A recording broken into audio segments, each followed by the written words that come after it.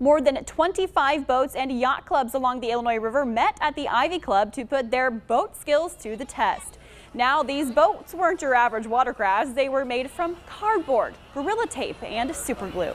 Contestants competed against each other to see whose boat was the fastest.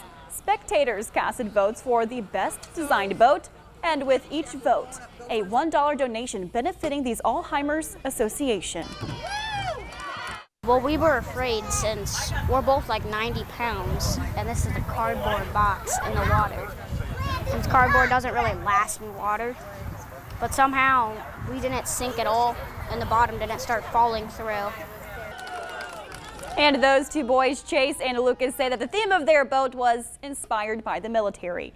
The brothers were the first to reach the other end of the marina and participated in the race to honor the sacrifice made by veterans.